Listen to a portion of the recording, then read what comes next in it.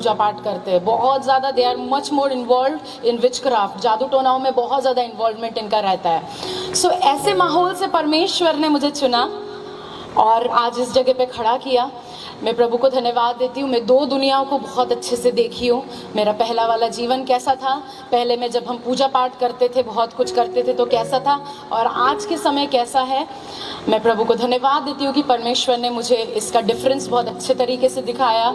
एक चीज़ तो मैं जानती हूँ, मैं भले ही पैदा होने के बाद से मैं यीशु मसीह का नाम तो नहीं जानती थी, यीशु मसीह कौन है ये भी पता नहीं था, परंतु मैं ये जानती हूँ कि उसने मुझे, जब मैं मेरे माता के गर्भ में थी उसके पहले से वो मुझे जानता था, और इसी के चलते उसने आज मुझे इधर खड़ा किया है। मैं प्रभु को धन्यवाद देती हूँ। योग्यता नहीं है परंतु परमेश्वर महान है, परमेश्वर मूर्खों को चुन लेता है ना। सो मैं प्रभु को धन्यवाद देती हूँ कि परमेश्वर ने इधर खड़ा किया। मेरी गवाही यूँ है कि जब मैं छोटी थी तब मुझे लगभग 7-8 साल की उम्र में मुझे कैंसर हो गया था, 3rd स्टेज कैंसर था। और ये था कि सबसे पहला तो इसी से चालू हुआ कि मेरे माता पिता को पहला लड़का चाहिए था। बंगालियों में बहुत ज़्यादा है, स्पेशली ब्राह्मणों में ये सब चीज़ें बहुत होता है। पहला लड़का चाहिए था परंतु मैं पहलौठी होने के चलते मुझे मेरे ही लोगों ने रिजेक्ट कर दिया। मेरे पिताजी प्रभु में आने के बाद यानी कि 2010 के बाद से मेरे से बात करना चालू किए, उसके पहले तक मेरे से बात करते भी नहीं थे। सो परमेश्वर ने उधर एक मतलब मेरा पहले का जीवन ये था कि बहुत ज़्यादा रिजेक्टेड था। दूसरी ये बात कि 20 अक्टूबर को मेरा जन्मदिन आता है और हर साल मेरे पैदा होने के लगातार 4 साल तक, पहले साल में 20 अक्टूबर आया, मेरे परिवार में किसी एक रिश्तेदार का मौत हुआ। दूसरे साल में फिर से मेरा जन्मदिन के दिन पे दूसरे एक रिश्तेदार का मौत हुआ। तीसरे साल में फिर से और एक रिश्तेदार का मौत हुआ मेरे जन्मदिन पे। चौथे साल में फिर से और एक बार हुआ। हिंदू प्रथा के अनुसार ये होता है कि जब हमारे जन्मदिन पे किसी का मौत हो जाता है तो वो व्यक्ति श्रापित माना जाता है। हम में से कोई है इधर अन्य जाति से आया हुआ कोई है? राइट। सो आप लोगों को पता होगा कि यदि कोई जन्मदिन के दिन पे किसी का मौत हो जाता है तो वो व्यक्ति श्रापित माना जाता है। सो मुझे लोग श्रापित मानते थे, कोई मुझे छूता नहीं था, यूँ कहो कि अछूत के समान मेरे साथ व्यवहार रहता था, कोई छूता नहीं था, हर जगह से रिजेक्टेड थी, हर जगह से नकारी गई हुई थी। मेरे लिए कई सारा पूजन पाठ हवन वगैरह कराया तो बताया वो कुंडली वुंडली निकाल के कि इसके ऊपर बहुत कुछ है, ये है वो है, तो इस बच्ची को मार डालो, एक ही ऑप्शन है, इसको मार डालो, नहीं तो हर साल आपके घर में कुछ ना कुछ अशुभ होगा। ऐसे में हमारे पेरेंट्स ने हमको मारने की भी कोशिश की है, रिश्तेदारों ने, परंतु खैर प्रभु ने बचाया हर बार। सो जब मैं 7-8 साल की थी तब मुझे कैंसर हो गया था, 3rd स्टेज। मेरे गले में 2 बड़े गांठ थे और परमेश्वर की दया है। खैर एक जब मेरे को डॉक्टर के पास ले जाया गया, मेरा टेस्ट वगैरह कराया, सब कुछ किए, तो डॉक्टर ने बोला यदि हम इसको केमोथेरेपी दे देंगे तो ये बच्ची बहुत छोटी है, ये तुरंत मर जाएगी, केमोथेरेपी को झेल नहीं पाएगी। तो अगले 1 महीने में ऐसे में भी इसका प्राण रहेगा, ये जीवित रहेगी अगले 1 महीने तक। तो आप 1 महीने तक इस बच्चे को संभालो, देख लो, 1 महीने बाद ये खुद ब खुद अपने आप मर जाएगी, डॉक्टरों का ये कहना था। और मुझे अच्छी तरीके से याद है, धीरे धीरे मेरा खाना खाना बंद हो गया था क्योंकि गले का ये दोनों गांठ बहुत बड़े हो गए थे, ट्यूमर्स बहुत बड़े हो गए थे, खाना अंदर नहीं जाता था, पानी अंदर नहीं जाता था, बहुत दिक्कत होती थी, बहुत दर्द रहता था। मेरे को याद है रात भर में सो भी नहीं पाती थी, इतना दर्द रहता था। 1 महीने बाद तक के मेरे को समझ में आ गया, जब 1 महीना पूरा चला गया तो मेरे को धीरे धीरे, उतनी छोटी थी परंतु बिल्कुल मेरे को समझ में आ रहा था कि बस अब मेरा समय आ गया है, कभी भी मैं मर सकती हूँ। परंतु एक रात मेरे को अचानक से नींद आ गई, कैसे पता नहीं, मेरे को एक रात नींद आ गई और जब मैं सुबह उठी नींद से, सबसे फर्स्ट मेरे को महसूस हुआ कि मेरे को दर्द नहीं हो रहा है। सो मैंने मेरा हाथ ली और बढ़ाई गले के तरफ and I was shocked seeing कि मेरे गले के दोनों गांठ गायब थे। मैं प्रभु को नहीं जानती थी परंतु परमेश्वर मुझे जानता था। मेरे को डॉक्टर के पास झट ले जाया गया और डॉक्टर ने फिर चेक किया और बोले ओ माय गॉड, शरीर में से कैंसर गायब है, कैसे हो सकता है, हमने तो ऑपरेशन नहीं किया, हमने तो कुछ नहीं किया, कैसे इस शरीर में से कैंसर गायब हो सकता है। हमें भी नहीं पता था कैंसर कैसे गायब हो सकता है, क्योंकि उस समय हम जानते नहीं थे प्रभु यीशु मसीह कौन है। फिर धीरे धीरे समय चलता गया। मेरे मम्मी पापा के बीच में कुछ मिसअंडरस्टैंडिंग की वजह से झगड़ा होने लगा और वो धीरे धीरे इतना बढ़ गया कि जब मैं 9-10 साल की उम्र से थी तब से उनका झगड़ा चालू हुआ। और वो बढ़ते बढ़ते ये होने लगा कि हर दिन मेरे पिताजी आते थे गुस्से के मारे, अपना गुस्सा निकालने के लिए मुझे मारते थे। मम्मी का भी वही था कि अपना गुस्सा निकालने के लिए दोनों का बस एक ही कहना था कि तू श्रापित है, इसलिए तेरे चलते हमारे बीच में झगड़ा हो रहा है। और मैं वही सोचते सोचते कि हाँ भाई मैं श्रापित हूँ, उसकी वजह से आपके बीच में झगड़ा हो रहा है। तो 9-10 साल की उम्र तक के आते आते मैं पूरे डिप्रेशन में चली गई थी, मैं निराशा में चली गई थी। और मैंने 10 साल की उम्र में फर्स्ट टाइम मैंने चाकू ली और मैंने मनी मन में सोचा कि मैं श्रापित हूँ, मेरे वजह से झगड़ा होता है तो मैं अपने आप को मार डालूंगी, मेरा जिंदा रहने का कोई फ़ायदा नहीं है क्योंकि मेरे वजह से ही झगड़ा हो रहा है। तो मैंने चाकू ली और मेरा हाथ काट दी, पर खून नहीं निकला। मैं सोची कैसे नहीं हो रहा है। मैंने दूसरे टाइम फिर चाकू ली और उस जगह पे जोर जोर से घसी, इधर ही हाथ पे जोर जोर से घसी। घाव गहरा तो हो गया था पर खून नहीं निकल रहा था। तीसरे टाइम पे और जोर से घसी और जोर से घसी, लगभग इतना अंदर तक के चला गया था। मेरे को मेरे पूरे नस वगैरह दिख रहे थे उसमें, परंतु खून आके इधर जम गया था, वो बाहर नहीं आ रहा था। मैं सोच रही थी कैसे हो सकता है, ऐसा लग रहा था मानो कि किसी ने खून को उधर रोक दिया, वो बाहर नहीं आ रहा था। मैं सोची इससे काम नहीं हो रहा है। मैं गई और मैं उसके बाद थोड़े दिन बाद मैं चूहे मारने वाली दवाई खा गई। फिर भी रैट किल पॉइजन खाने से मुझे कुछ नहीं हुआ, कुछ असर नहीं पड़ा। उसके थोड़े दिन बाद फिर मैंने कीटनाशक दवाई या पेस्टिसाइड में पी गई, फिर भी उससे मुझे कुछ नहीं हुआ। मैं सोचते रह गई ये हो क्या रहा है मेरे साथ। फिर मैं गाड़ियों के सामने जाने लग गई, गाड़ियाँ भी मुझे पता नहीं कैसे ना कैसे बचा के निकल जाती थी। फिर फाइनली 13 साल की उम्र में मैंने मेरा लास्ट सुसाइड अटेम्प्ट की। और उस समय ये होता था कि हर रात को मेरे मम्मी पापा झगड़ा करके मेरे को बाहर निकाल देते थे। रात को 1 बजे 2 बजे 3 बजे कभी भी मेरे को बाहर निकाल देते थे झगड़ा करके। और हमारा घर 3 मंजिले का बना हुआ है। तो मैंने बोला इससे नहीं मरी, उससे नहीं मरी, हर चीज़ ट्राई कर ली, नहीं मर रही हो। अब फाइनली मेरा घर 3 मंजिले का है, तीसरे मंजिले पे जाऊंगी आज और सीधा छलांग मारूंगी, अब तो कोई बचा नहीं सकता। उसके बाद रात को 1-1:30 बजे करीबन फिर से झगड़ा के बाद मेरे को से बाहर निकाल दिया। मैंने बोला right, this is the right time, अब मैं लगाऊंगी छलांग, अब तो कोई मेरे को बचा नहीं सकता, मेरे को मरना है मतलब मरना है। मेरे अंदर एक भूत सवार हो गया था कि मेरे को मरना है करके। फाइनली मैं छत पे गई और मैं उस बालकनी पे चढ़ी, उस दीवार पे मैं चढ़ी, मैं रो रही थी और मैं बोली कि बस ये आखिरी है, मैं इस दुनिया को आखिरी बार देख रही हूँ, इन पेड़ पौधों को आखिरी बार देख रही हूँ।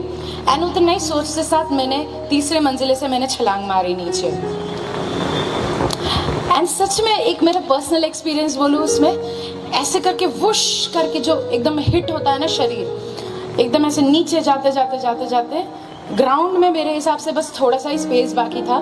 बस मेरे को जो हिट करना था, जो मेरे को धरती पे हिट करना था, उसके थोड़े से इतने ऊपर तक के आके ऐसे फुश करके किसी ने मेरे को मेरे कमर से 2 हाथ मेरे को महसूस हुए, जो 2 हाथों ने मुझे उस ग्राउंड पे हिट करने से पहले ही पकड़ लिया। मैं हवा में तैर रही थी उस समय। Can you imagine? मैं उस परमेश्वर को जानती नहीं थी, मैं उस यीशु मसीह को उस समय पे भी नहीं जानती थी कि वो कौन है, परंतु उसने मुझे बचाया। 2 हाथ ने मुझे कमर से पकड़ लिया और उस धरती को हिट करने से पहले मुझे बचा लिया और मुझे सुरक्षित नीचे पहुंचा दिया वो दोनों हाथों ने। मैं बहुत ज़्यादा डर गई क्योंकि मेरे हिसाब से वो कोई भूत प्रेत था, क्योंकि तब तक के मुझे कोई यीशु मसीह कौन है मेरे को पता नहीं था। मैं उस समय बहुत ज़्यादा डर गई, 2-3 दिन तक बुखार में थी, डर के मारे घर से निकली नहीं थी कि ये क्या चीज़ था जो मुझे पकड़ लिया, क्योंकि हाथ तो मुझे महसूस हुए कि 2 हाथों ने तो मुझे कमर से पकड़ा था, मुझे पता नहीं था वो कौन था। खैर उसके बाद बहुत समय और चला गया। 2009 फिर से 19 अक्टूबर, हर साल मेरे घर में 15 अक्टूबर से लेके 25 अक्टूबर तक के, यानी कि मेरे बर्थडे के 5 दिन पहले से बर्थडे के बाद 5 दिन बाद तक के, हर साल घर में कुछ ना कुछ अशुभ घटता था, कुछ ना कुछ बुरा होता था। ठीक 19 अक्टूबर 2009 को मेरे माता पिता का डिवोर्स होना था और डिवोर्स में ये तय किया गया था कि हम 2 बहनें हैं, मैं बड़ी वाली हूँ, मैं पापा के साथ जाने वाली थी, छोटी वाली मम्मी के साथ जाने वाली थी। और 19 अक्टूबर को हम भुसावल में रहते, मैं महाराष्ट्र से हूँ, हम भुसावल में रहते हैं और भुसावल से उनको जाना था जलगांव। जलगांव में उनको कोर्ट में जाना था और अपने डाइवोर्स पेपर पे दोनों को साइन करना था। सब प्रोसेस हो गया था, सब कुछ हो गया था, बस एक ही बाकी था कि उन दोनों को जाके साइन करना है। उन लोग सुबह जब उन लोग निकले भी, उन लोग तब हमने नया स्कूटी खरीदा था, तो उन लोग दोनों स्कूटी पे बैठे, दोनों एक साथ गए। पहली बार पापा ने, जितने समय उन्होंने गाड़ी चलाया, पहली बार उन्होंने अपने लाइफ में उस दिन हेलमेट पहना था। और उन लोग गए, उन लोग जलगांव के कोर्ट में गए। कोर्ट में जाने के बाद दोनों ने अपने अपने डाइवोर्स पेपर पे साइन किए, तलाक के पेपर पे साइन किए। और जब उन लोग वापस रिटर्न आ रहे थे, आते आते एक बड़ी सी गाड़ी रोड क्रॉस करके आके मेरे माता पिता को सामने से उड़ा के चली गई। और जाने से पहले मेरे मम्मी पापा ने भी एक चीज़ कह के गया था, क्योंकि तू शराबी थे इसलिए तेरे वजह से आज हमें डाइवोर्स देना पड़ रहा है, आज हमें एक दूसरे को तलाक देना पड़ रहा है, ये बोल के वो गए थे। परंतु आते आते मेरे को फिर न्यूज़ आया, मेरे को पता चला कि मेरे माता पिता का एक्सीडेंट हो गया है। और मेरी मम्मी कम से कम 20 फीट दूर जाके गिरी वो झटके के मारे। और जब वो गिरी तो उनके, अगर इधर कोई मेडिकल वाले हो तो उनको पता होगा, सिर के उनके ऐसे पॉइंट पे लगा था। डॉक्टर मेरे को बता रहा था कि जो पॉइंट पे उनको लगा है, या तो ऑन स्पॉट उनका डेथ होना चाहिए था, तुरंत उन्हें मर जाना चाहिए था, नहीं है तो उनको कोमा में चले जाना चाहिए था, नहीं है तो पैरालिसिस हो जाना चाहिए था। परंतु प्रभु का धन्यवाद हो कि कुछ हुआ नहीं। डॉक्टर भी हैरान रह गए कि कुछ हुआ नहीं। सिर्फ मम्मी का जो दाहिने हाथ था वो पूरा चूरा चूरा हो गया, पूरा हड्डी बिल्कुल चूरा चूरा हो गया था। और सबसे ज़्यादा चोट मेरे पिताजी को लगा था। जब सामने से गाड़ी आके मारी तो पूरे पसली की हड्डी पूरे के पूरे टूट गए, जितने हैं अंदर पूरे टूट गए। और उसमें से 3 हड्डी लीवर के पास चला गया और लीवर को 3 तरफ से फाड़ दिया। फिर क्योंकि सामने से उनको चोट लगा था, तो जितना अतड़ी पोटा पेट वेट सब कुछ है, स्टमक इंटेस्टाइन्स, वो सब पीठ में चला गया और सामने पूरा चपटा हो गया। किडनी तुरंत काम करना बंद कर दी थी क्योंकि किडनी डैमेज हो गया था। और डॉक्टर को जब उनको उठाया गया, डॉक्टर के पास ले जाया गया, तो भुसावल में बोल दिया हम ये पेशेंट को बचा नहीं सकते, आप इन्हें तुरंत बॉम्बे ले जाओ। बॉम्बे में भी जब उनको ले जाया गया भाईकला में, उधर के रेलवे हॉस्पिटल में, तब पता चला कि महाराष्ट्र के बेस्ट 21 डॉक्टर्स की टीम बनी है। और वो 21 डॉक्टर्स में से जो लीड कर रहा था वो डॉक्टर मेरे पास आया और मेरे को एक ही बात बोला कि इस पेशेंट को हम बचा नहीं सकते, हम बस इनका जितना इधर उधर जो पेट वेट इधर उधर चला गया है, जो सब लीवर वगैरह ख़राब हो गया, उसको हम ठीक करने की कोशिश करेंगे बस। उसके अलावा 1 भी प्रतिशत आप आशा मत रखिए कि ये बच सकते हैं, ये बिल्कुल नहीं बचेंगे। ऐसे करके अक्टूबर में मेरे पिताजी का एक्सीडेंट हुआ और 4.5 महीने मेरे पापा आईसीयू में एडमिटेड थे। 4.5 महीने बीत गया था। उसके बीच में धीरे धीरे किडनीज टोटली काम करना बंद कर दिया था, लंग्स में पानी जम गया था, सेप्टिसेमिया हो गया था, पैंक्रिया खराब हो गया, पैंक्रियाटाइटिस हो गया था, ब्रेन छोड़ के बाकी जितना पूरा बॉडी था सब कुछ डैमेज हो चुका था। सो डॉक्टर ने बोला, एक दिन डॉक्टर ने 72 आवर्स दिया था, 72 घंटे दिए थे सर्वाइव करने के लिए। 72 घंटे कैसे न कैसे उन्होंने काट लिया। एक बार 48 घंटे 48 आवर्स दिया था सर्वाइव करने के लिए, वो भी उनको कैसे न कैसे वेंटिलेटर पर चढ़ के उनका हो गया। जिस दिन मेरे पिताजी को 24 घंटे दिया था बचने के लिए, उस दिन 4.5 महीने हो चुके थे आईसीयू में। फरवरी की बात है, फरवरी 2010 में मेरे पिताजी को उस दिन दिया गया था 24 घंटे बचने के लिए। सुबह सुबह वो डॉक्टर आए और बोलने लगे अपने पूरे रिश्तेदार को बुला लो, क्योंकि आज रात तक के ये कुछ कैसे भी हो जाए, आज रात तक के ये बचेंगे नहीं, क्योंकि हम वेंटिलेटर पे तो चढ़ा दे रहे हैं परंतु ऑक्सीजन लेवल, मेडिकल वाले समझ सकते हैं, ऑक्सीजन लेवल गिर रहा है धीरे धीरे, इसलिए ये बंदा रात तक के नहीं बच सकता, ये पेशेंट जिंदा नहीं रहेगा। तो हमने हमारे सारे रिश्तेदारों को बुला लिए। दोपहर की बात है, अगर आप लोगों का आइडिया हो, आईसीयू में किसी को जाने नहीं देते हैं, कोई भी एक रिश्तेदार अंदर जा सकता है। और बाईकिला में एक प्रोसेस था कि उधर के आईसीयू में अगर आपको अंदर जाना है तो आपको पहले उधर सामने एक सिक्योरिटी वाला बैठा रहेगा, उसके बुक में आपको एंट्री करना पड़ेगा टाइम और नाम के साथ, और फिर आपको अंदर जाने मिलेगा। बाहर आते टाइम फिर से आपको नाम वगैरह एंट्री करके फिर से बाहर आपको आना पड़ेगा। दोपहर की करीबन बात है, मैं और मेरी मम्मी पापा वेंटिलेटर पे थे और मम्मी एक पार बैठी हुई थी, मैं एक पार बैठी हुई थी। तब डॉक्टर्स का राउंड चल रहा था, 2 नर्सेस आईसीयू के अंदर थे। अचानक से एक लंबा सा हट्टा कट्टा आदमी, डार्क कॉम्प्लेक्शन था, हल्का सावला सावला था और लंबा सा आदमी था, मोटा सा था, वो हेल्दी था। वो अंदर आया और अंदर आके ठीक मेरे बाजू में आके बैठ गया। और जैसे ही वो आके बैठा, वो बच्चों के तरह फाड़ फाड़ के रोने लगा। वो बहुत ज़्यादा ज़ोर से रोने लगा। अब पहली बात, वो रो रहा था तो होना ये चाहिए कि आईसीयू में एक तो किसी को आवाज़ नहीं करने देते हैं। अगर आप लोग को आइडिया हो, आईसीयू में सबको कहते हैं कि शांत रहना है, परंतु वो जिस तरीके से चिल्ला चिल्ला के रो रहा था, ठीक उसके सामने डॉक्टर राउंड पे था, 2 डॉक्टर राउंड पे थे उस समय, 2 नर्सेस काम कर रही थी अपना। मेरे पापा के ठीक बाजू वाले बेड पे और एक पेशेंट, इस तरफ पे और एक पेशेंट। वो जिस तरीके से रो रहा था, होना ये चाहिए था कि सबका पूरा आईसीयू का सबका ध्यान उसकी ओर जाए, पर कोई उसको देख नहीं रहा था। वो उतना जोर से रो रहा था, उसकी वजह से मेरे को एम्बैरेसमेंट फील हो रहा था, मेरे को एकदम शर्मनाक फील हो रहा था कि कैसे रो रहा है, कौन है, एक तो कहाँ से आ गया पता नहीं, और आके रो रहा है। कोई नहीं देख रहा था, कोई डॉक्टर उसकी ओर नहीं देखा, कोई पेशेंट उसकी ओर नहीं देखा, कोई नर्स उसकी ओर नहीं देखा, कोई किसी का ध्यान नहीं है, परंतु वो जोर जोर से रो रहा था, फाड़ फाड़ के बिल्कुल गला। और मेरे पापा के ऊपर उसने हाथ रखा, शांत हुआ और मेरे पापा के ऊपर उसने हाथ रखा और उसने सिर्फ 2 लाइन कहा। उसने बोला, यीशु मसीह, आज रात को जो मौत ये भाई पे आने वाली है, ये मौत ये भाई पे ना आए परंतु मेरे ऊपर आ जाए। और आमीन बोला और उठ के चला गया बाहर। उसके जाते साथ मैं बाहर भागी और मैंने देखते साथ वो गायब हो गया। मेरे को दिखा नहीं वो कौन था, कहाँ से आया था, आज तक नहीं पता चला हमें। मैं बाहर गई और मैंने वो एंट्री नाम पे मैंने देखी कि जो टाइम पे वो अंदर आया था, मैंने उस पर देखी तो उस पर कोई अंदर आया भी नहीं, और जैसे वो बाहर गया तो कोई नाम भी उसमें एंट्री किया हुआ नहीं था।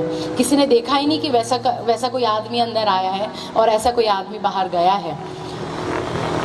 उसने जो बोल के गया, पहली बात तो हमारे लिए ये था कि यार आज के दिन पे कोई बोलेगा नहीं कि तू मत मर, तेरे जगह पे मैं मर जाता हूँ। आज के 21वीं सदी में तो एटलीस्ट ये कोई बोलेगा नहीं, कितना भी अच्छा दोस्त हो, कितना भी कुछ हो, ये कोई बोलेगा नहीं। परंतु उस समय हम टेंशन में थे, हमने वो बातों पे ज़्यादा ध्यान नहीं दिया। बस एक ही चीज़ लगा कि कोई तो आया जो यीशु मसीह के नाम से प्रार्थना करके चला गया, उतना ही। रात हुआ, रात को 12 साढ़े 12 बजे मेरे पापा को वेंटिलेटर से हटा दिया गया था। उनका ऑक्सीजन लेवल बहुत ज़्यादा गिरा हुआ था। उनके पास में वो हार्ट मॉनिटर लगा हुआ था और उसमें कभी ऐसा लाइन आ जा रहा था, आपने देखे होंगे ना हार्ट मॉनिटर, उस पर कभी कभार ऐसा लाइन आ जा रहा था, नहीं है तो कभी 1-2 बार ऐसा ऐसा धमनी वापस आ जा रहा था, फिर लाइन आ जा रहा था, फिर धमनी वापस आ रहा था। डॉक्टर ने बोला था थोड़ी देर बाद इनका डेथ हो जाएगा और उनको वेंटिलेटर से हटा दिया गया था, नॉर्मल ऑक्सीजन पे रखा हुआ था। मेरी मम्मी बाजू में रोते रोते तब तक की सो गई थी और मैं बोली मैं पापा को इस तरह से मरते हुए नहीं देख सकती। तो 12:30 बजे एग्जैक्टली मैं आईसीयू से बाहर गई और 1:30 बजे मैं सोची अब तक के पापा का डेथ हो गया होगा। मैं अंदर आके एक बार चेक करने आई, तो मैं जैसे ही अंदर आई सबसे फर्स्ट मेरा नज़र गया कि उधर नर्स नहीं थी। फिर मैं इधर मुड़ी तो मैं मेरे पापा को देखी कि वो उठ के बैठे हुए थे और मेरी मम्मी को जगा रहे थे। तो मेरे लिए शॉकिंग था, जो व्यक्ति 4.5 महीने पड़े रहा बिस्तर पे, जो most of the time unconscious रहता था, उनके गले में गड्ढा किया हुआ था क्योंकि उनको खाना वगैरह गड्ढे से खिलाया जाता था, और वो व्यक्ति उठ के बैठा हुआ है और मेरी मम्मी को जगा रहा है। तो मैं भागते भागते गई मेरे पापा के पास। मेरे पापा ने अपना गले का ये गड्ढा पकड़ा और बात करने लगे और बोलने लगे, डरे हुए थे और वो बोलने लगे क्या मैं जिंदा हूँ, मैं आईसीयू में ही हूँ क्या, मेरा ऑक्सीजन चालू हुआ क्या, सब कुछ ठीक तो है ना। तो मेरी मम्मी बोलने लगी, मम्मी भी देख के शॉक, मम्मी उठ के बोली कि हाँ आप बिल्कुल ठीक हो, क्या हो गया आपको बताओ। तब मेरे पापा ने एक ऐसी घटना बोली जो हमें भी सोचने के लिए बहुत हैरान कर दिया। पापा ने कहा कि उनको ऐसा लगा जैसे कि उनका सांस बंद हो गया पूरी तरीके से और उनका शरीर का जो दर्द था, जितना सब दर्द था वो बाहर निकल गया। पापा ने आँख खोल के देखा तो वो आईसीयू में नहीं थे, परंतु एक बहुत अंधेरी जगह में आ गए थे। बहुत अंधेरा था, हर हल्का हल्का बैंगनी लाइट, पर्पल कलर का लाइट उनको हर जगह दिख रहा था। फिर धीरे धीरे उनको ना गर्मी लगने लगा। वो गरम इतना ज़्यादा बढ़ते गया। फाइनली वो चिल्ला के उठे एकदम ज़ोर से और उनको लगा कि कोई उनको गरम तेल के अंदर डाल के उनको फ्राई कर रहा हो, इतना ज़्यादा गरम। उनको समझ में नहीं आ रहा था क्या हो रहा था, तो वो चिल्लाने लगे, बचाओ बचाओ, पानी पानी करके वो चिल्लाने लगे।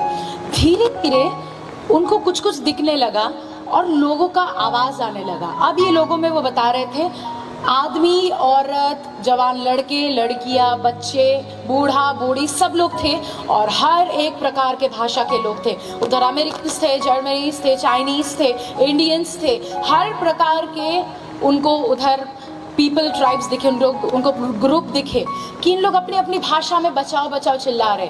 फिर उन्होंने और धीरे से देखा, उनको और अच्छे से दिखने लगा कि अजीबो प्रकार के प्राणियां घूम रहे हैं। और वो प्राणी ऐसे थे कि आधा सांप, आधा बैल, आधा गोट, आधा मेमना, आधा कुछ तो था। बहुत अजीब अजीब प्रकार के प्राणी लोग घूम रहे थे। और जो ये इंसान लोग थे, ये एक सांप, वो बताया कि एक ऐसा सांप था जिसके ऊपर ऐसे बड़े बड़े कांटे थे पीठ के ऊपर। वो एक लेडी के अंदर घुसा नीचे से और फाड़ते फाड़ते पूरा शरीर को फाड़ते फाड़ते जब मुंह से बाहर निकला। पर पापा ने ये देखा कि वो फाड़ के जरूर निकला। ये लेडी बहुत चिल्लाई, बहुत तड़पी, लेकिन फिर उसका शरीर वापस वैसा बन गया, वापस ठीक हो गया। फिर से और एक बार ऐसा निकला है। ऐसे करके कई अजीब अजीब प्रकार के प्राणी थे जो हाथ काट रहे, पैर काट रहे, जीभ को काट के निकाल दे रहे बाहर। जो ऐसे बड़े बड़े क्या बोलते हैं, कीड़े थे जो पूरे शरीर को खा रहा था, परंतु फिर भी नया मांस आ जा रहा था। हाथ काट दे रहे थे, फिर भी नया हाथ आ जा रहा था। अनएंडिंग टॉर्चर जो कभी खत्म नहीं हो सकता है। कि ऐसा टॉर्चर मेरे पिताजी को दिख रहा था और वो समझ नहीं पा रहे थे ये क्या है, क्योंकि हमारे इसमें हमको कोई पता ही नहीं कि नरक करके कोई चीज़ होता है करके। उनको पता ही नहीं कि वो पहुंच किधर गए थे और ऐसा कैसा चीज़ सामने था, ऐसे कैसे अजीबो प्रकार के प्राणियां थे जो आके इतना टॉर्चर कर रहा था। मेरे पिताजी की ओर ऐसे दो प्राणी आए, मेरे पिताजी की ओर ऐसे दो प्राणी आए और वो दो प्राणी आकर जोर जोर से हंसने लगे और मेरे पिताजी को बोलने लगे हंसते हंसते, तुझे क्या लगता है, तू जो दुनिया में पाप करके आया है, क्या हमें किसी को कुछ पता नहीं है? हमारे पास तेरा फुल रिकॉर्ड है, हमें यहाँ सबको सब कुछ पता है।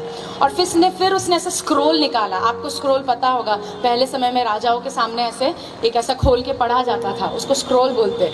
स्क्रोल निकाला और मेरे पिताजी को पलटाया और दिखाया, देख जब तू 5 साल की उम्र का था, पूरा उसमें डेट के साथ, उसके उम्र के साथ उनका किया कराया सब लिखा हुआ था।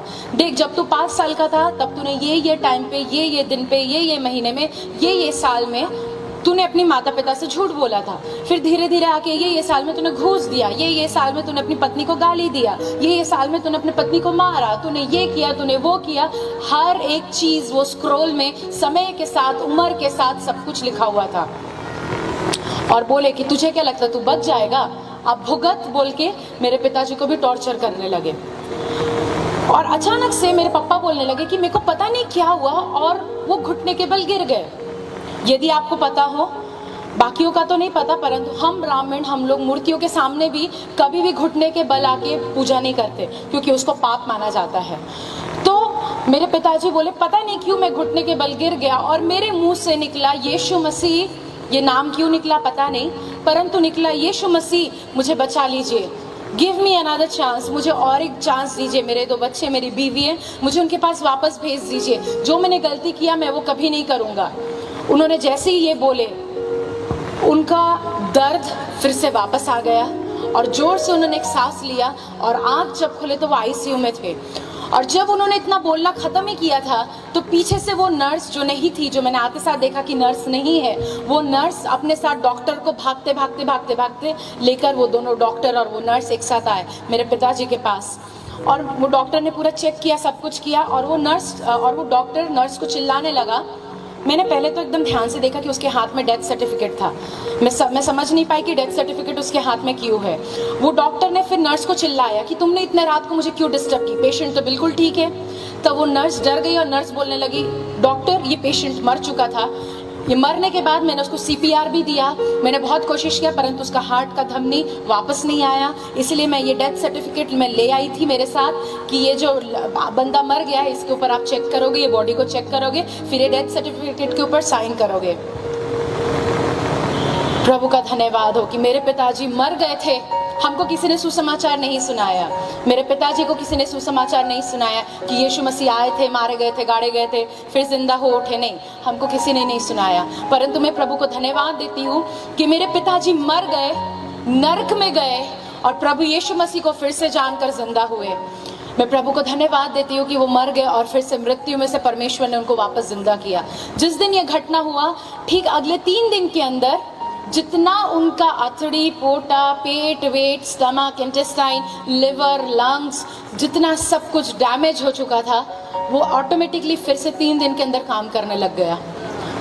और 3 दिन के अंदर जो आईसीयू में थे वो जनरल वार्ड में शिफ्ट करा दिए गए और 1 हफ्ते के अंदर उनको डिस्चार्ज दे दिया गया। आने के 1 महीने बाद वो अपने ड्यूटी में वापस ज्वाइन हो गए। मैं थी विरोधी। मेरे मम्मी पापा चर्च जाने लग गए, वो विश्वास करने लग गए, यीशु मसीह के लिए बहुत करने लग गए, परंतु मैं बहुत ज़्यादा कट्टर थी, मैं विरोध करती थी। बाय द टाइम मैं 13-14 साल की उम्र में आ गई थी, मैं गैंगस्टर्स लोगों के साथ जुड़ गई थी। मारपीट करना, ये वो करना, गुंडागर्दी करना, ये सब चीज़ों में मैं हर प्रकार के नशे में उस चीज़ में मैं चली गई थी। मैं बहुत बुरे संगति में थी।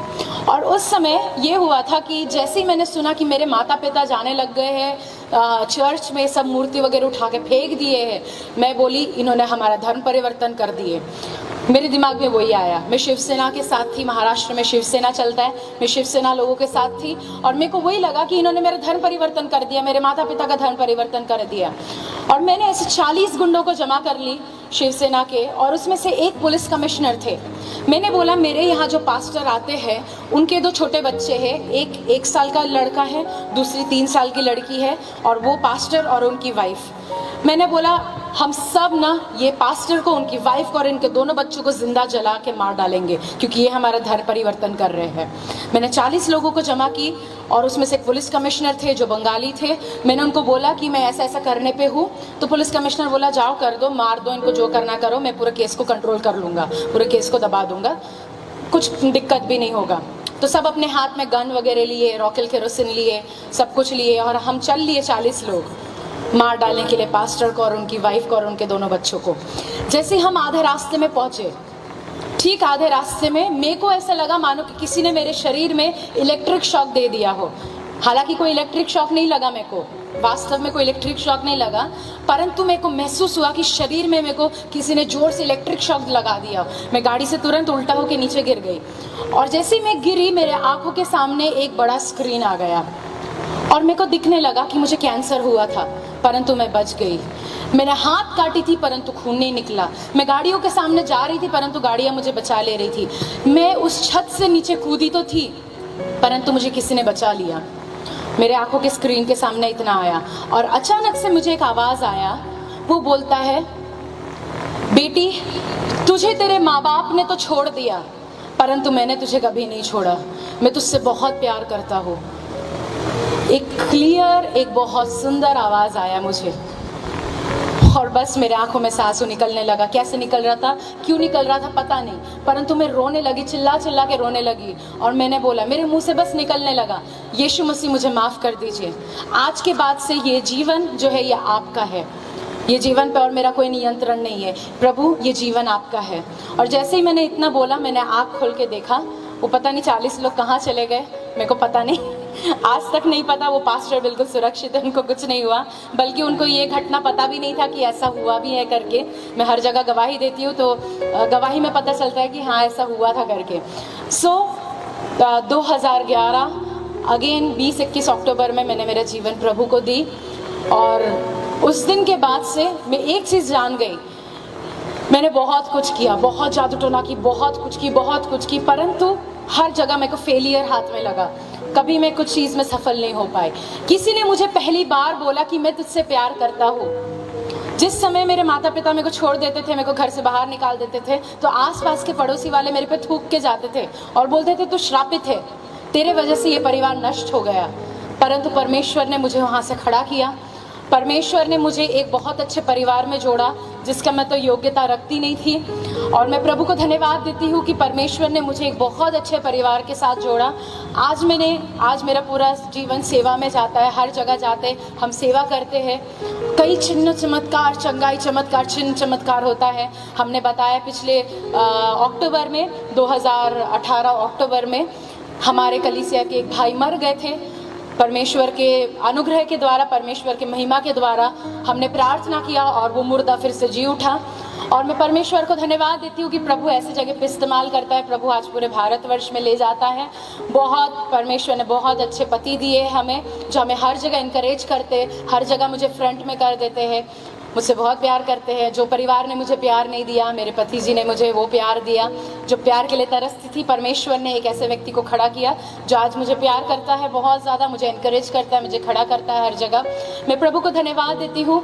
और मेरे मम्मी पापा जब प्रभु में आए, उसके ठीक 1 साल बाद मेरी मम्मी के अंदर ये आ गया कि मैं तो बच गई, मुझे सारे लोगों को बचाना है। मेरे मम्मी गांव-गांव में जाती है और आज खड़े हो गए। और एक हमारा चर्च है भुसावल में जहाँ से मैं हूँ, उधर के तहसीलदार साहब, SDM साहब प्रभु में आ गए। धाराओं के माने लोग आ रहे हैं।